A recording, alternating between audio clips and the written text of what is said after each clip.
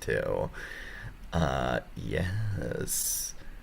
Who knows who's around? It's the Saturday before Thanksgiving. People are that Thanksgiving weekend. People are good. I think we're there. Let's see. One second. Hey, everybody out there, you're getting the pre-show magic coming, but this is going to be very exciting. Where we go with this. Oh, yes, we are live right now. We are live. Oh, wait, one sec. We're live on YouTube, but we're not live on Facebook. And Facebook is what we got to get the people on Facebook. So here we go. 1 minute. Hey, everybody on YouTube. Excited for today. This is going to be a very good time. Today, and also let's make sure we're recording this for the record too. Definitely want that. Beautiful. Today on Open Loops, we have a returning guest that I loved having on the first time. It was just there was just nonstop mind bending and mind blowing going on, and everywhere this guy goes, that just seems to be the MO of Auggie NST coming back on. For those that are new to Augie, he was born on a farm in Norway, came to the U.S. at the age of 25 to become a professional pilot, and he did so, and in a partnership, he owned a flight school, air taxi, and air carrier, and then after retiring from flying, he started to get into the mind a lot deeper. He taught with the Zox Pro Mind Development course, which is one of the coolest accelerated learning courses. We talked a bit about that last time. As well as is a hypnotist. He's an author of several books. I've got a copy of one of them right here. If you can see it, I know a little blurry, but Spiritual Science. Very cool stuff. He's was a talk show host for 6 years and a radio talk show co-host on Broadcast Team Alpha. He's been teaching classes on self-hypnosis, meditation, psychic abilities, astral travel, and universal success principles. And look, I mean, you've heard him talk about reverse aging before. He's on the forefront of that. He talks about the science of the super consciousness, and as well as presenting scientific evidence that we live in the self-aware, mind-created computer simulation. I mean, are you not mind blown already? Today we're going to talk to him about time travel, one of my favorite topics. Augie, thanks so much for coming back on the show. Well, thank you for having me. This is going to be fun. Yes, you are always a great guest, and time travel seems to be in right now. I was saying to you before the show that a lot of people are asking you about it. Yeah, I've seen you do a few shows. You've been on the radio. You've been on many different podcasts, other forums, talking about it. I mean, did this just come out of the blue? Do people have the bug right now? Do they want to get out of this time period for some reason? I mean, Well, what do you think it is? I don't know. There seemed to be an interest, and I think I got quite a few requests for talk on it after I was on Coast to Coast and talked about it. Maybe the word got out or something, so they contacted me, and I'm glad you contacted me too, because I've never met a microphone I didn't like, so I'll be here. Yes, awesome. Yeah, I mean, where did well, I guess I'm curious. I know we've spoken a little bit about your specific time travel uh, experiences, but did you always think about time travel growing up? I mean, where in your Uh, journey of studying the mind does time travel fit in, Augie? that was not on the forefront for me until probably around 1990, I don't know, three or something like that, because came over from Europe and I flew for a living for 23 years. And during that time, I had very little spare time to do things like this because Yeah. I was a total workaholic. And for you workaholics out there, quit it. It's going to cost you. And it did. Mm. I burned out, so I quit because I found myself sitting in the cockpit with the autopilot flying the airplane, and I was reading a book. That's no good. So Yeah. yeah, so I did the right thing. I quit flying, and now I think it was about 1992, 93, something like that. I got introduced to Stephen Gibbs by a friend in Omaha. And he said that he had made a time travel device and he had some incredible experiences with it. And that sounded interesting. So I went and met with him and we had a 4 hour dinner. Wow. That was very interesting. He told me a lot of stories. And of course, when you hear people talking about, if I now walk out on the street and start talking to people about time travel, their eyes will roll back in the head and they walk off on you. Yes. They just don't get it because they're operating from old science. If I can't see it, if I can't feel it, if I can't smell it or taste it or throw it in the air and shoot holes in it, it doesn't exist. Well, it's not that way anymore because now we have quantum mechanics and there is absolutely explained through repeatable experiments that we live in a mind-created universe. And in fact, this universe does not even exist until we observe it or interact with it. There was a theoretical physicist back in the 1960s or so, and he said, we cannot imagine a universe even existing unless we observe it. So we have to be engaging in this universe that we created with our mind.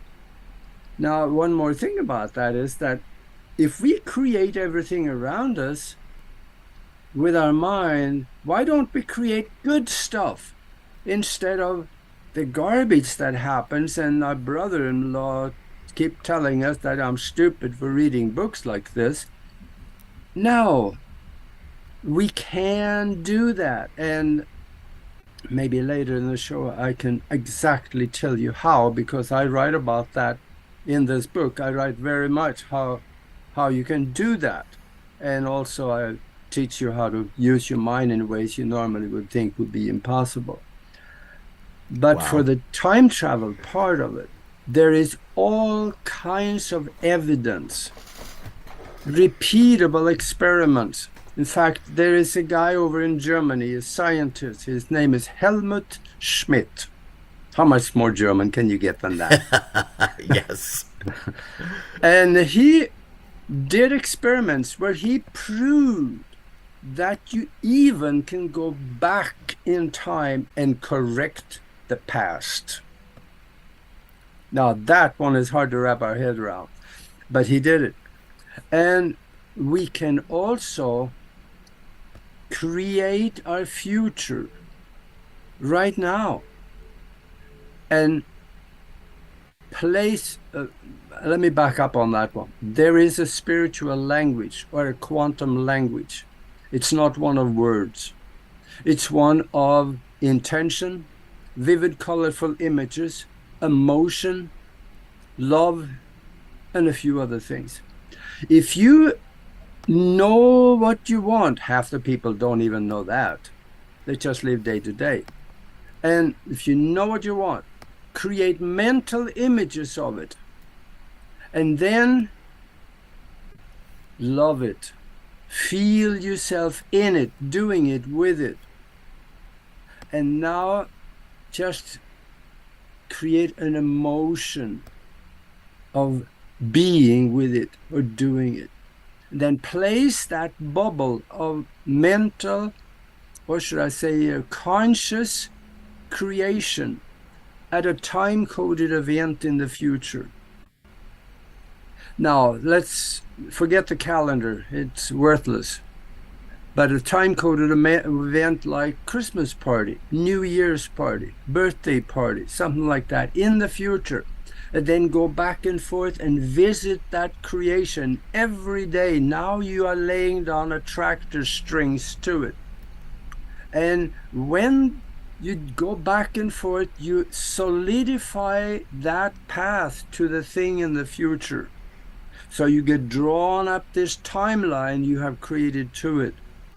And when the time catches up with that New Year's Eve party, you walk into it and it is yours. I've done that several times, and I tell you, this works. This way, you are, in a way, you are actually time traveling and bringing yourself up a timeline to something that you want instead of what the government wants for you or anybody else wants for you. Because if you don't create something for yourself, other people will be creating it for you, and you may not like it. Yeah. Augie, I mean, this is such a fascinating. It's interesting when I started researching time travel in a Mhm. serious way. There were two schools of thought, and I know you can speak to both. There's more of the traditional secret space program. We figured out how to wrap a Tesla coil and build a machine, and the government's been hiding that. There's a very technological approach, it seems, and then there's more of the consciousness approach, which is Yep. more of Stephen Gibbs. People talk about time travel. I mean, I've seen it even in some of the Facebook groups that are out there about time travel. There are two schools. People go, it's either astral or it's technological. And I think we are drawn to the technological. But it seems to me that Stephen Gibbs' device and the device you have is a fusion of both of those things in a way. It's the technical and the mind. Yes. I'm curious. What is your? Could you explain that a little bit? Okay. Let me answer all three of those. Okay, sure. Let me first go with there is even Michio Kaku says we know how to create a time machine. We just don't have the fuel for it. And there are, for those of nuts and bolts people out there, go to a news source, very credible news source, except for the political part of it. Go to BBC television, actually bbc.com/news/July 11, 2018, and read the article. They're talking to scientists and they explain very clearly we know how to make a time machine, but we just can't do it. It would not work in our society. Hmm. And think about it though. If everybody knew this is possible and they built themselves a time machine and you start messing with the past, you screw up the whole thing. Yeah. And then we have mental or consciousness time travel that don't need the machine at all, which that time travel device that I have, I'm going to show you later on in the show. So folks, don't go anywhere. You're going to want to see this. And the mental or consciousness time travel is probably more powerful. Yes. And the only big difference there is you don't necessarily take the physical body with you. You go with consciousness to a predetermined time. You see, you interact, you observe, and you come back with a detailed memory of it. There is somewhat similar as maybe there are other methods out there, like psychic abilities can tap into some of that. Or there may be, remote viewing can do some of that. But I have never seen really, I know there are people out there doing it and they're good at it, but the majority of people aren't. In fact, we did some experiments on the mastermind with it, and we had some really close ones, but the majority of them were not close. So that is another way to do it. And then there is a combination of the two of them. That is what Stephen Gibbs have created. Though there are some people there that using his machine, I'm calling it machine, it really isn't because there are no moving parts. There's just a Right. device. And there are people that they're making it work. And we know that because some of them are missing and they never showed up anywhere afterwards. And Whoa. I yeah, want to know about and, that. That's yeah. crazy. What? But to explain what my experience with that is, I got the machine, the device. I started experimenting with it, and I couldn't get anything done. I was every day for at least a month, and nothing happened until I started manipulating the brainwave pattern. I started lowering the brainwave pattern in a meditative state all the way down to the bottom of the alpha range around 7. Yeah. And then I started seeing things and I started observing things. And I've seen quite a few things, but only when I was able to lower the brainwave pattern down to about 7. There's this magic number 7.4, am I told, that is somewhat of an opening of a gate into the interdimensional arena between physical and higher vibrations. It's in between where you can move back and forth and then pop out in one of them. So that worked for me. But I did mention there was somebody missing Yeah. in that 4-hour dinner that I had with Stephen Gibbs. He told me several stories about people that are missing. One of them was a young man going to college, living at home with his parents, and he bought one of the machines. He got it home, took it up to his bedroom, started experimenting with it. And in the evening, his mom went up there to get him down for dinner, and he wasn't there, so she didn't worry too much. She figured he, had gone out with friends or something. And next morning, he wasn't there, so she didn't worry too much because she figured, aha, yeah, he got drunk and stayed overnight. But then again, she found out that he wasn't at school either. So now she got a little worried about, what may have happened. So another day, they ended up filing a missing persons report with the police. Wow. The police came out and they told him the story, and they were trying not to laugh at her. And then they went up to the room, and there is the black box with the time chip in it, sitting in the middle of the bed. The time coil is next to it, and the electromagnet next to that, sitting in the middle of the bed, plugged in the wall. And Oh no. there's an owner's manual for the machine looking like this. That was laying next to the device. And of course, the police didn't didn't believe any of this. So they start asking the parents questions, did you kill him? Right. Right. The parents became a target. And that's what police do. They think everybody's a crook.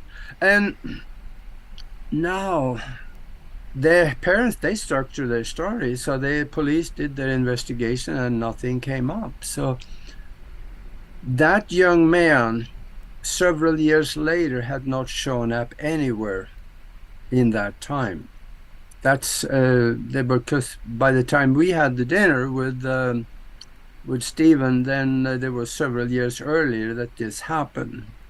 And he talked to the parents ever so often because he wanted to know if the kid showed up. And no, he never did. I have a kind of a hypothesis on how this could have happened. Yeah, I'm very curious.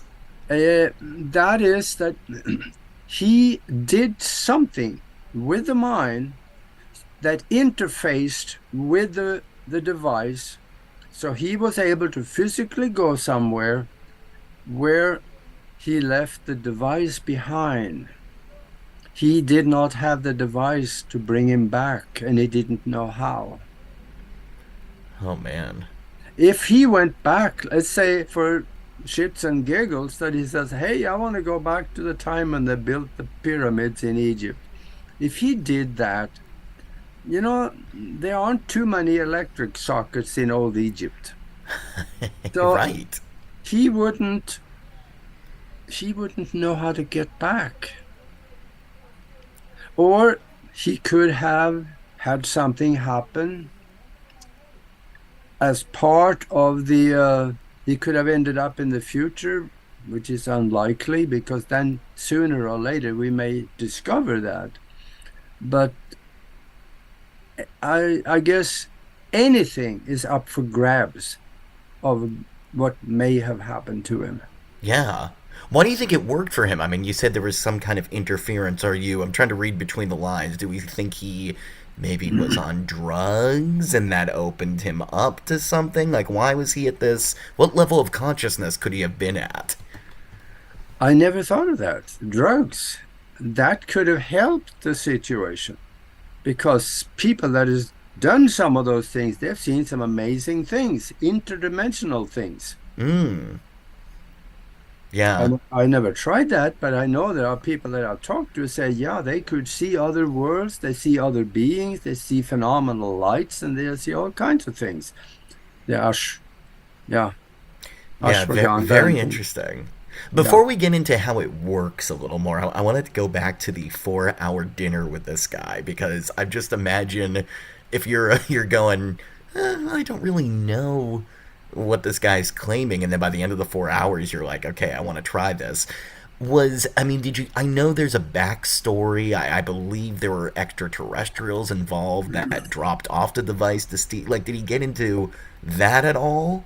And you can correct the story, but I believe that's how he got to the device from ETs. Yeah, he was never really clear on that.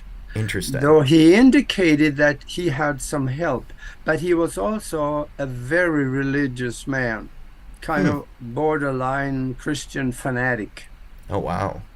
So when it came to the alien part of it, I don't think he was actually open to that. He was open to angelic beings, Mmm. which may have been the aliens. Right. So he did have some help in perfecting the time chip. He had that done. That was back in the 70s. He had done that. Wow. And that was, as far as I know, was never changed. It was just kept because he had the circuitry and everything. He had some help put that together because he did say that. Yeah. You know, Augie, I remember we talked about this before the show too. That you gave me Steven's name. I asked you briefly about time travel the first time you were on Open Loops. You gave me Steven's name. You even gave me his contact info because on the internet, his phone number was just out there and available to people for years. And I really wanted to get him on, and I believe he passed about a year or so ago. Yeah.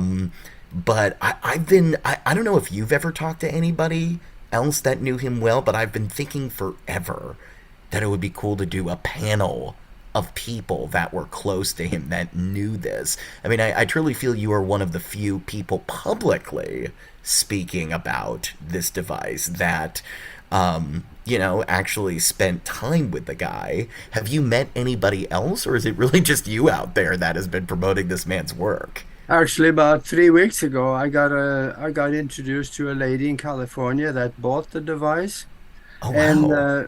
but she never got anything done with it because she was kind of probably more looking at it as a novelty piece and practice a little bit, but gave up. Yeah. But I could probably help you put a panel like that together because I think there's other people that had, and I know just a person to talk to about because Patricia Ress in Omaha has written over 100 books, Yes. about 10 or 11 of them on time travel, and she's talked to people that has done it. That could be an interesting panel. I would love it. We can talk about that after the show. I just think this guy who somehow figured out this machine deserves a kind of proper tribute. I don't know. Especially with all these experiences. But Yeah. to go back to the 4 hour conversation, now you've explained to me your understanding of the mind.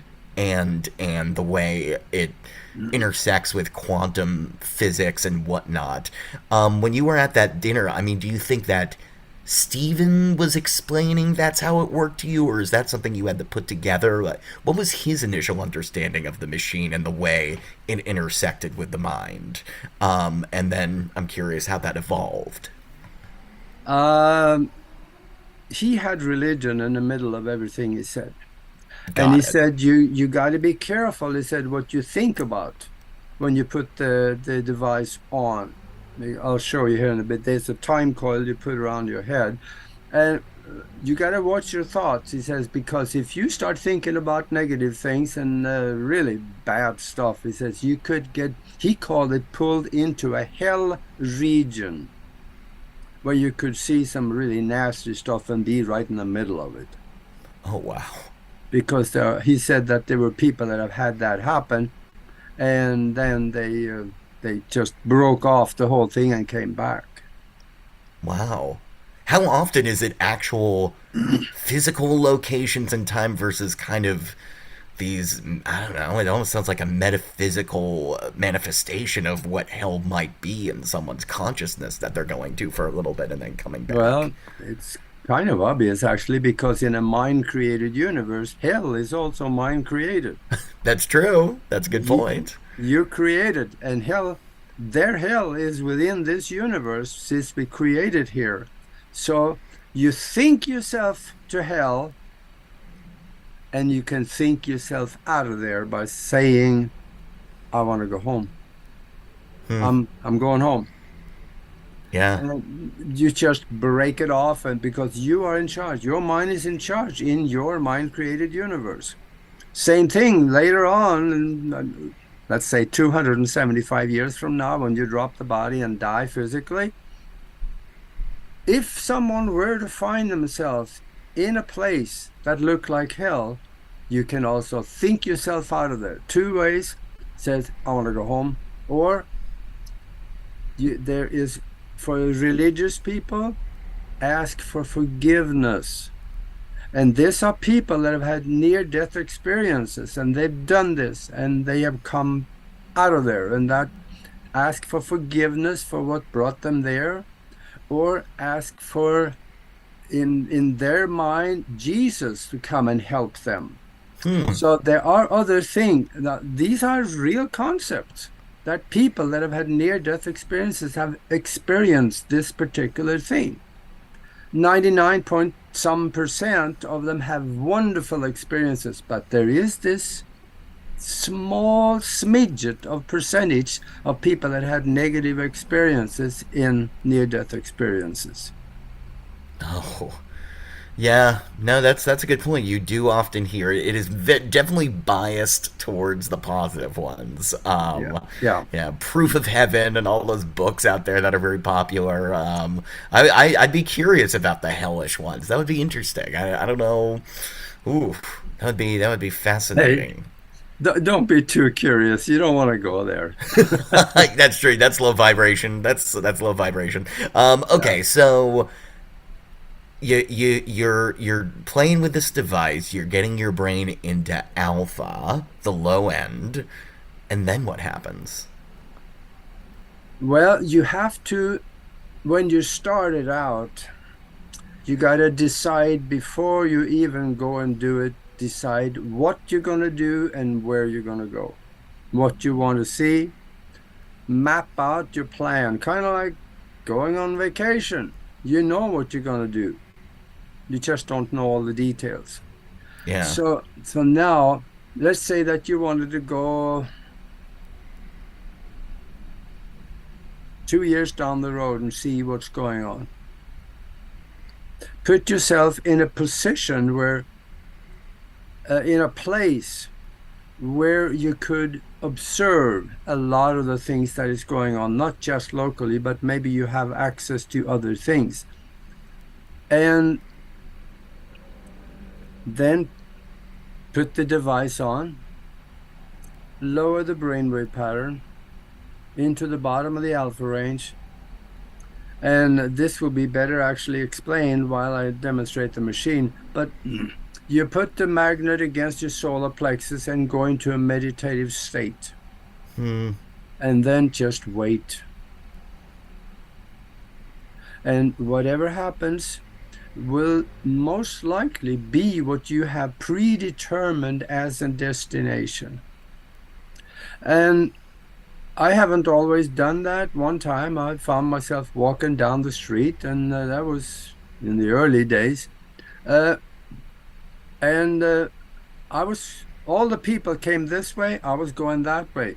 And when I walked down the street, I made eye contact with people, and they moved out of my way so it was obvious that they could see me. And then I walked up to a newspaper stand, and I could look at the newspaper, and I could see the date was 6 months in the future.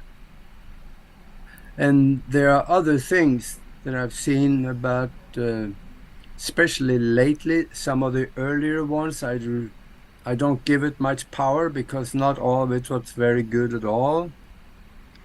Especially, there is one timeline that came out of 2016 where Hillary Clinton won the presidency, and within a year and a half, they had gone through World War III with an atomic World War III.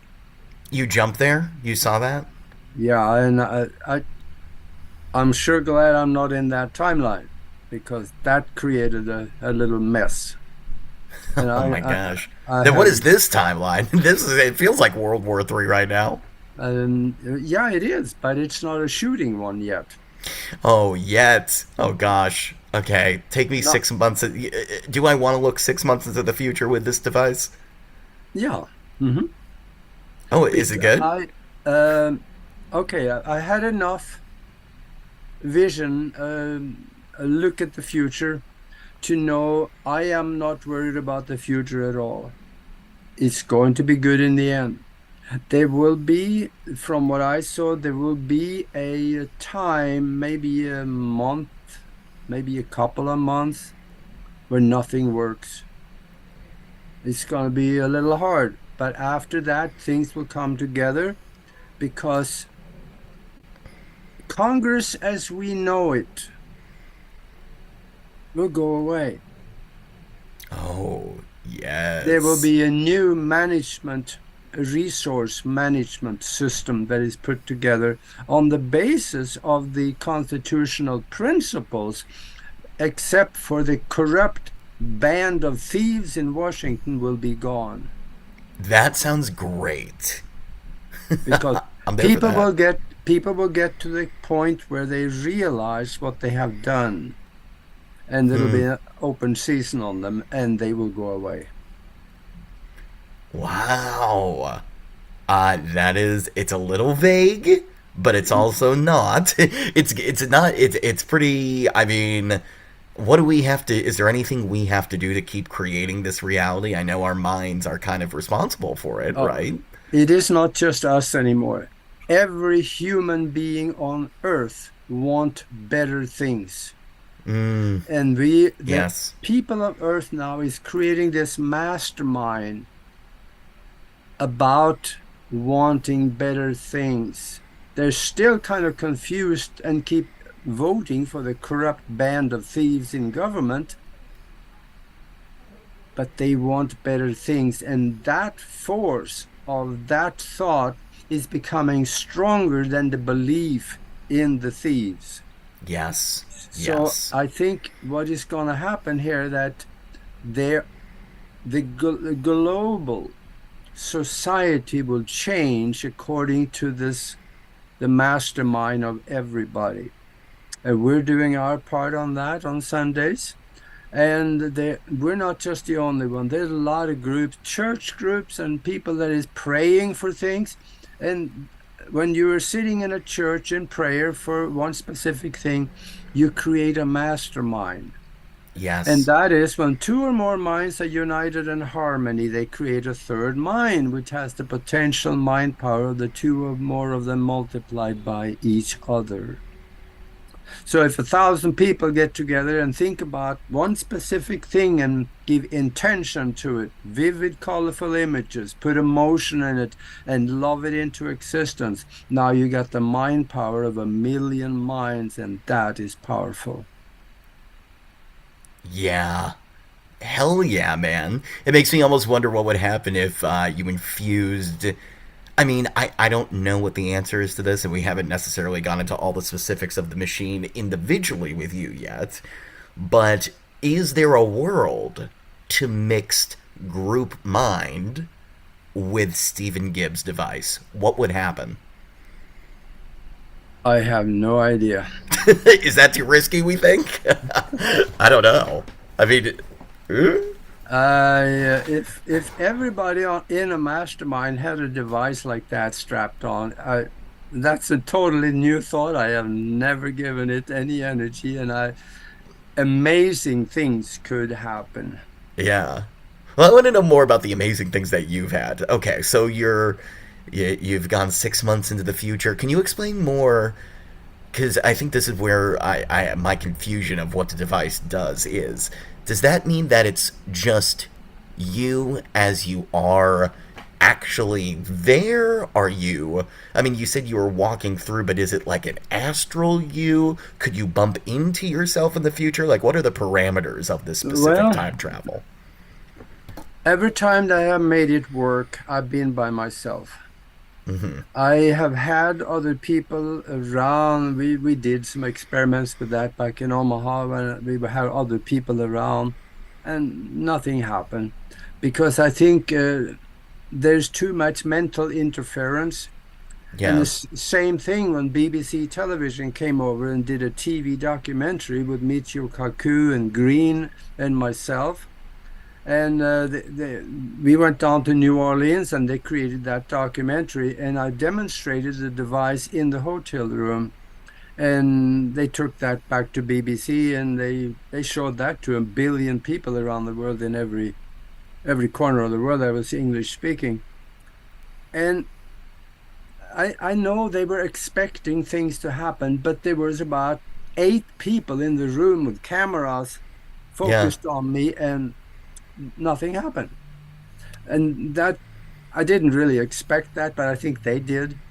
Right. Yeah, so but not all of the things that I've seen in the past have happened because I've learned a lot about how time travel works and how existence work. And that is that there's more than one timeline and we are in than one of them. When I was back doing the TV shows in Tucson, hosting and producing 2 TV shows for 6 years, I well, what we did most of was exposing government corruption. Hmm. And that's where my mind was.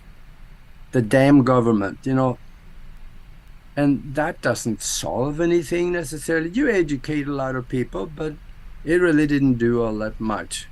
And what I also found is that we can change our reality by the way we think. So now, if I had an occurrence where I totally switched, I forgot about all the government corruption and all the stuff that goes with it, and I turned into a spiritual path. Now I created a new timeline for myself where all that stuff that happens in that other timeline does not show up in my timeline Hmm. because I have good things in it because I put it there. I thought it into existence, placed it into the quantum existence. It's sitting there as potentials for creation, physical creations later. All I have to do is to go there and bring it home.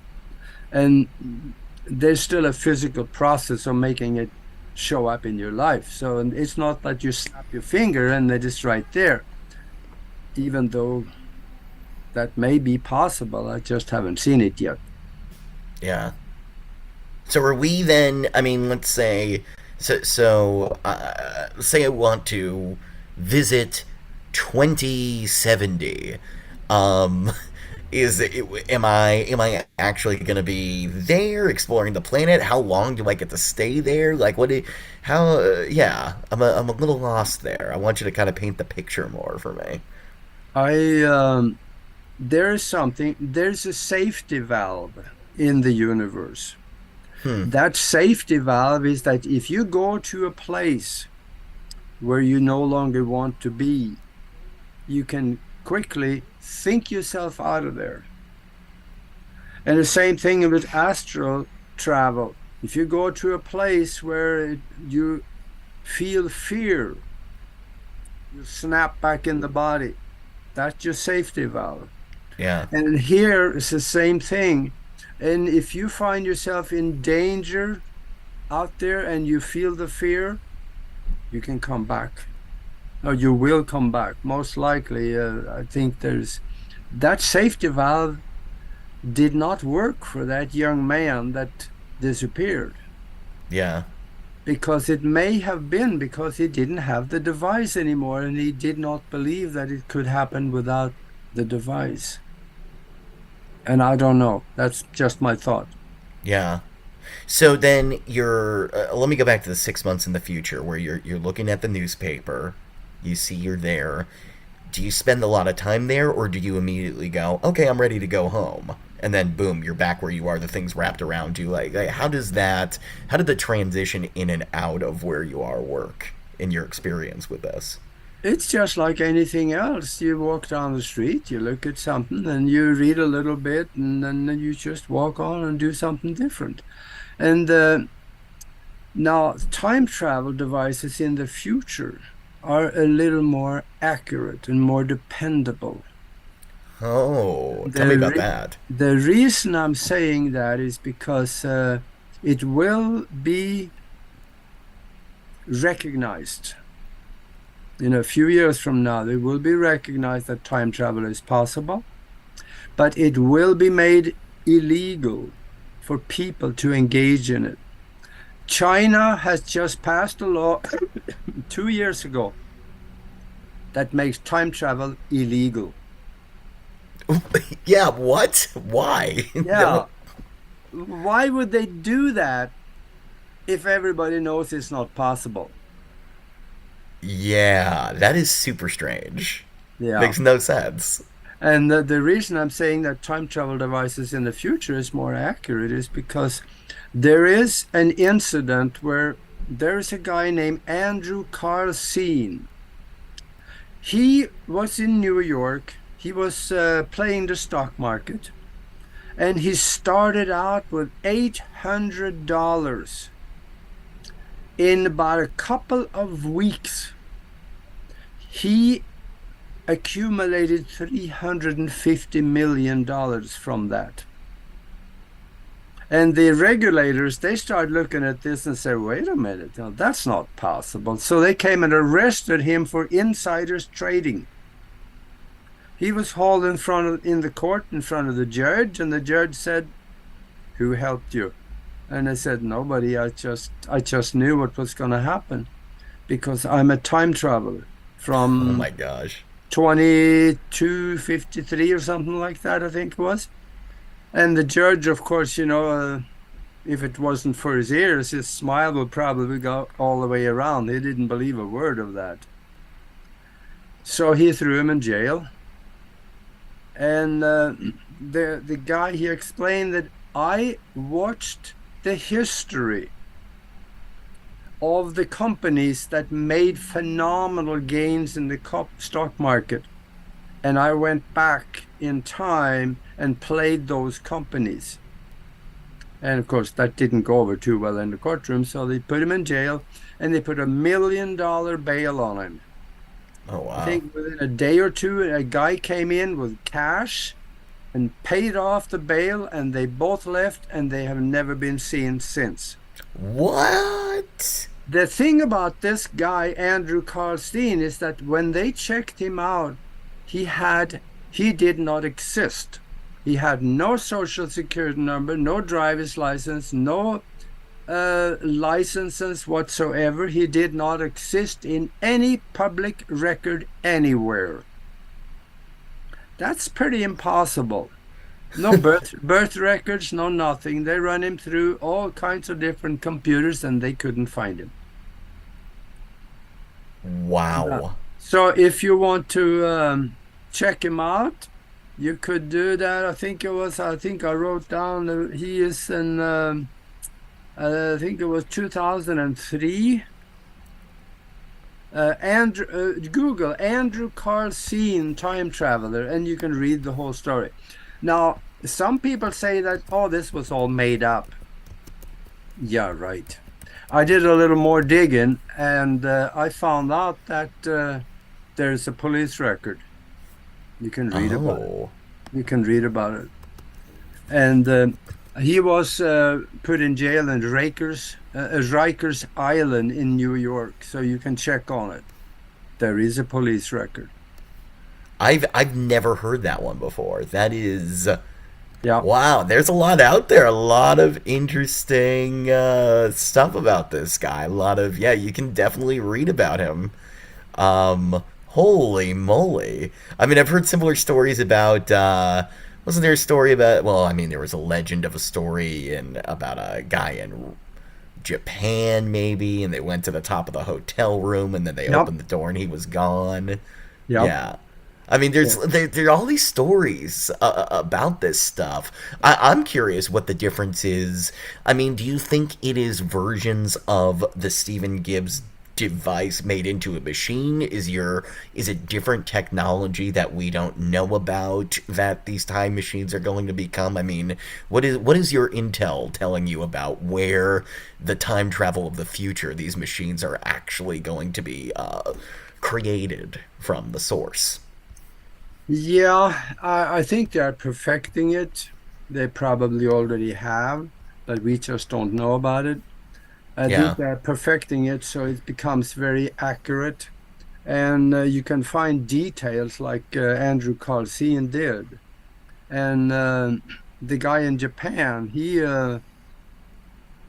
had a passport from a country that doesn't exist. And Right.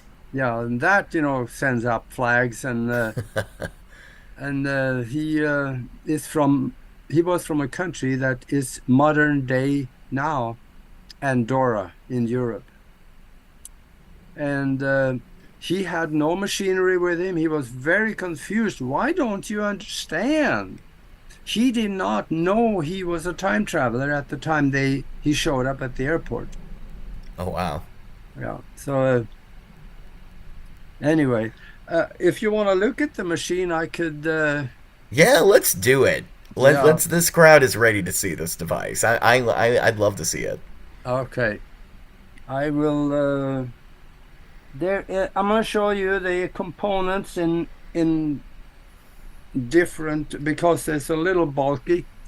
Here is an electromagnet that is plugged into the black box you're going to see later on. This electromagnet is very strong. And I would recommend for anybody that has one of these, don't even put it close to the computer screen because it will go blank on you and you never will be able to recover it. Oh wow. And you put that against your solar plexus, right where the sternum is, I was told. And then you hold it there as you go into the meditative state, because now you have an electric circuit. It's plugged in the wall, coming into the black box you're going to see. And then it goes from there through the time coil and into this electromagnet. Wow. Now let me show you the rest. Okay. I gotta get one of these. I really do. Look. Yeah, this is awesome. What is this? And this is the time coil that goes around your head right here, right where the third eye would be. Yeah. And you put that on, and there's no big secrets about that one. Here is the black box. Oh, there we go. Now, there is a well here, which is not really used for anything in regard to time travel. Can also be used as a radionic computer. You can take somebody's blood sample or hair sample, put it in the well, and tune it, and you can heal them at a distance. So he built that one into it also. Here is the on and off button. Hmm. When you turn, well, you plug it in the wall. There's a cord here, and plug it in the wall, turn it on, and then you turn on the sticker plate down here and the time coil. Wow. Now you got two knobs here. You will have to fine tune the device to your frequency. The combination of all parts of your body has a resultant frequency. Now, the liver have one frequency, heart have another frequency, but add all the parts of your body together, it shows up as one frequency, and that's the one you want to tune to, because Yeah. you want the whole body to go. Don't leave the liver behind, So, Yeah. so I'm just joking about that. That wouldn't happen. But then you start tuning, then turn the knob just a little bit and you rub the sticker plate. This is just like a radionic computer. Where you rub the sticker plate until your fingers stick. That's where you want to keep the tuning. If you turn it a little bit, rub. If it doesn't stick, you turn a little more, rub it. Don't stick, turn a little more. Keep turning it until your fingers stick. And it will stick. Wow. Then you turn the other one until it sticks. Now you have tuned it to your body's and mind's frequency. Now hold the magnet at your solar plexus.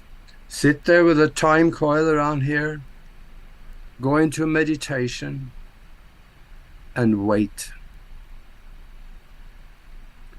If anything happens, you will know it. Yeah. If anything doesn't happen, yeah, I guess you'll know that too. Right. So this is what it looks like, and it is this thick. Oh, what's it say here?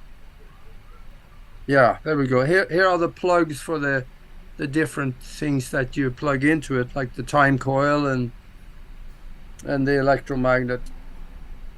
I mean, this is a remarkable thing. Thank you for showing us. This is such a cool contraption. Yeah.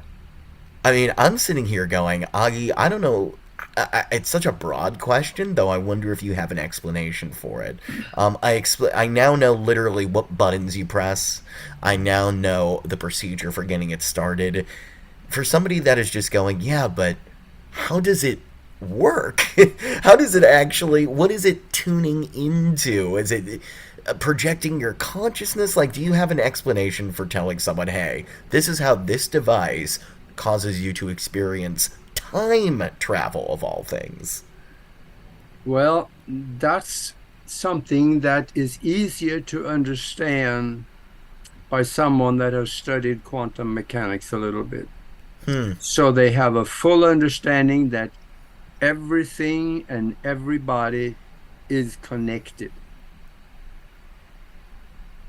Also, that the superposition, that's a concept within quantum mechanics where everything you have thought, seen, visualized, imagined, and intended for creates a bubble of consciousness that is placed into the quantum as a memory bubble.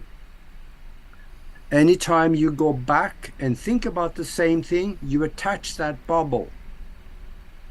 Right. And you can bring that bubble home and it can strengthen what you're thinking about to create physical creations around you. Yeah. Now we do the same thing here. You, before you even lift this thing up, you decide, where do I want to go? What do I want to see? Now that is created. And this machine helped you to go into the quantum and retrieve this and create that path for you. Now, it gets complicated, Yeah, of course. but this is my understanding of it. And remember now, this is my interpretation of what's happening. I've studied quantum mechanics quite a bit, and I understand how it could be. It doesn't necessarily mean that it is that way. There may be shortcuts where the machine does it on its own. I don't know. Do you think Stephen Gibbs knew? I don't know. Interesting. He wasn't into quantum mechanics. His helper were angels and Right. people like that. This is why we got to get this panel together, because I'm curious. I'm sure people have different pieces of this.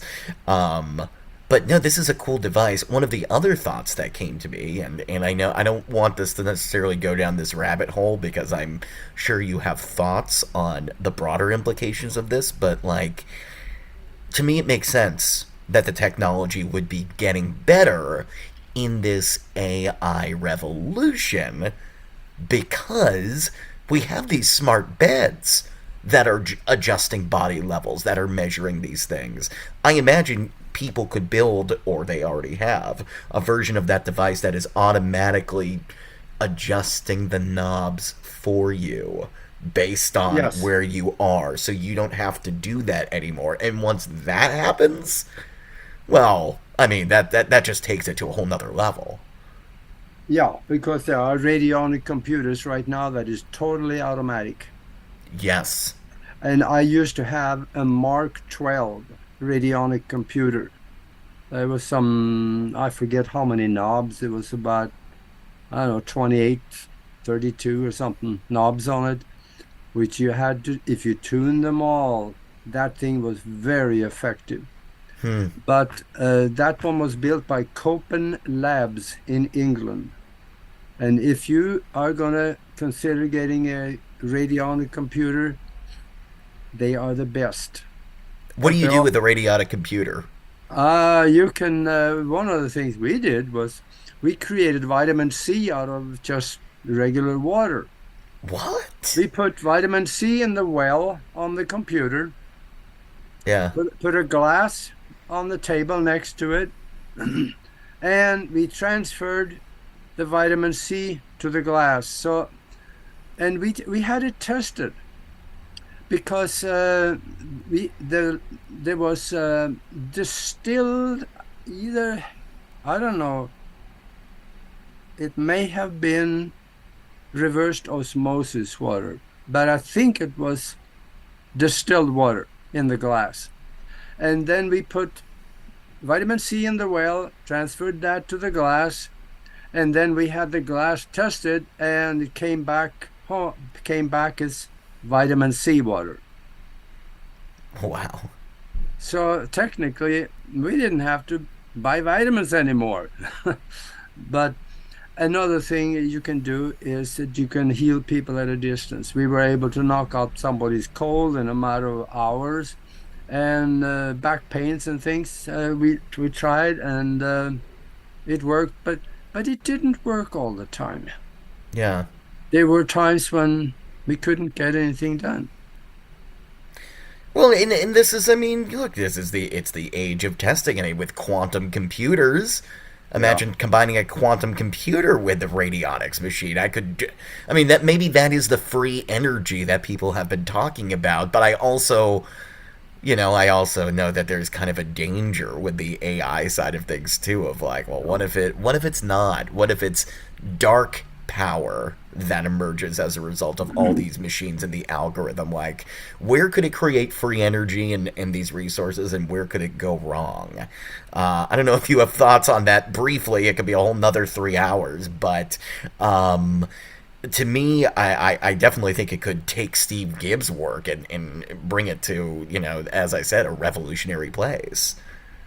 Yeah, and both the dark side and the light is a potential That's true. sitting right in that quantum computer. Yeah. It there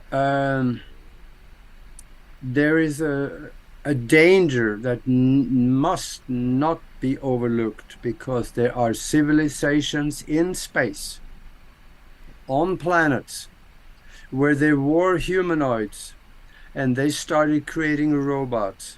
Mm-hmm. And the robots did away with the humanoids, so now all inhabitants of that planet are robotic. Oh no. So the question is, are we going to be one of those? We will, if they don't curtail the capabilities of the robotic creations that they do right now. If robots ever get to the point where they have access to resources and figure out how to repair themselves without human help, we're done for. Oh God.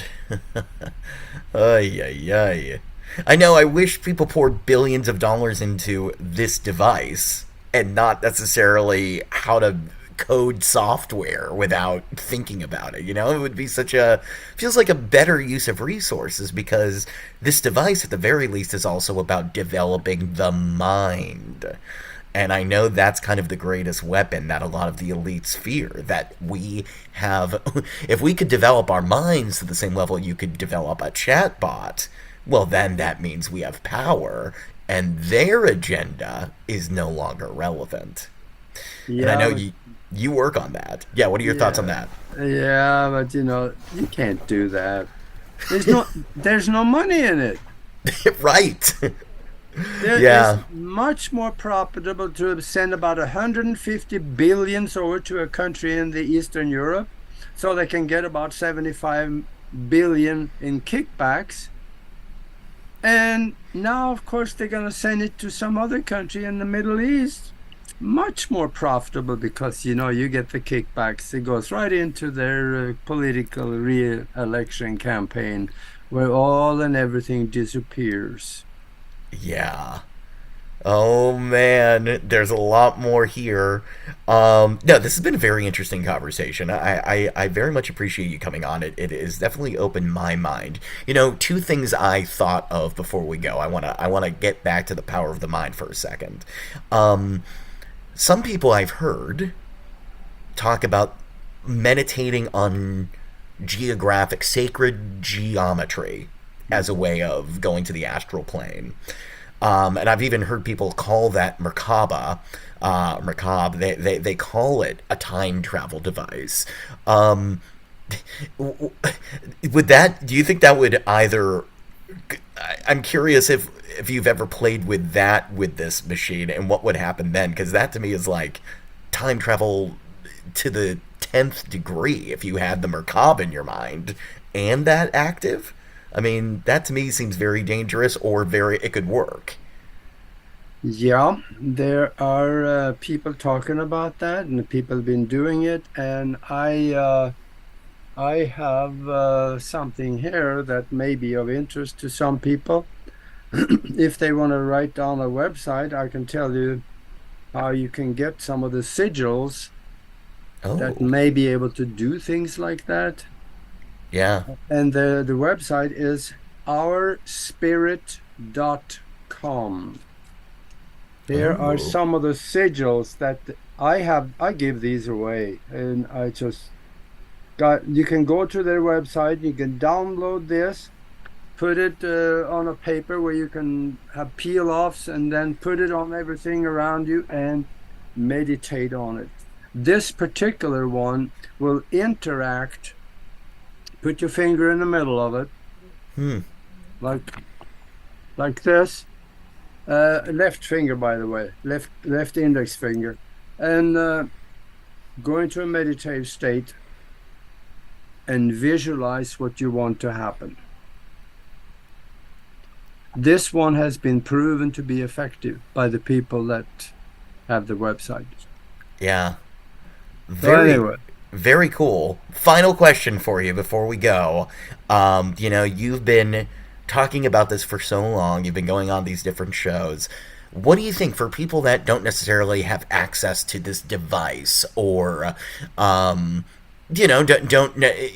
aren't necessarily sure about how it could work for time travel? Is there anything you want people to walk away with now that they know a little bit more that experiences like this are possible and that this technology had been developed? What would be your thing for people to hold on to in all of this?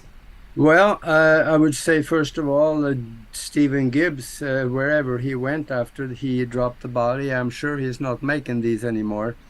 So they're hard to get a hold of, unless, like you said before the show, that you have seen them I've seen on them on eBay. Yeah. eBay. Yeah, okay, that's interesting. Maybe you can find one, but there you don't need a device. In this book, second to the last chapter, I think it is, I explain how you can do it by consciousness. Spiritual science, higher conscious thinking, and how to access the universal consciousness. There's a whole chapter in there on time travel, and I talk about how to do it and how to guard yourself so nothing negative is going to happen to you. And besides that, it talks about how to create your future and how to create a new timeline.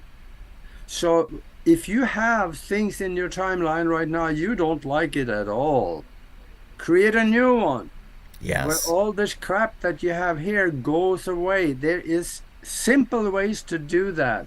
In fact, I also talk about how you can go back and repair the past. If there are things that happened in the past, it's really very simple. You can go back and alter the past. Now, you don't alter this timeline because this timeline is based on energy. Energy does not go away. It will stay, it will be there.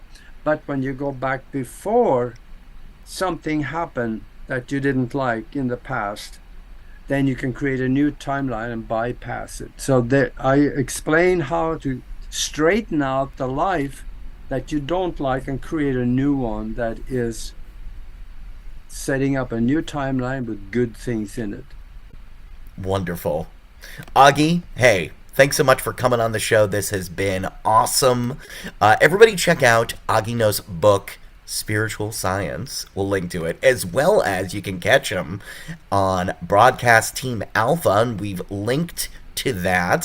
It's a YouTube channel, and he broadcasts on Facebook, and great stuff happening there, as well as you've got a lot going on. You've got the regular mastermind sessions with hypnotherapist Nori Love, really talking about the stuff we've done earlier on the show, where you were talking about bringing consciousness together in a way that makes an impact on the world.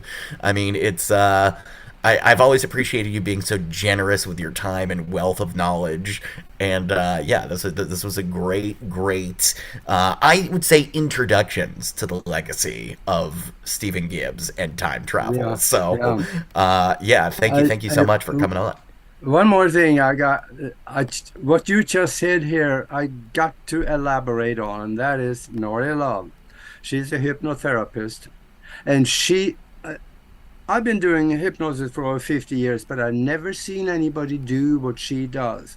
She puts somebody under hypnosis, take them forward in time to meet themselves, to have a discussion with themselves, and have maybe advice from their future self about what to do now to make things work better. Because likelihood is that you are a little more advanced in your thinking in the future, more spiritual, and maybe you know what could have gone wrong now. So you can come back and say, I'm not going to do that. I'm going to do it the other way that did work. Yes. So Yeah. check with Nori Love on that one, because she's doing something really interesting here. That's very cool. And you can imagine, I mean, if that's what she's doing, you put your mind and hers together. The conversations that you have on Broadcast Team Alpha are always just riveting, and both perspectives add so much. So, Augie, hey, again, thank you for coming on the show. Thank you for doing what you're doing. And yeah, I definitely look forward to doing that panel at some point in the future and having you on again.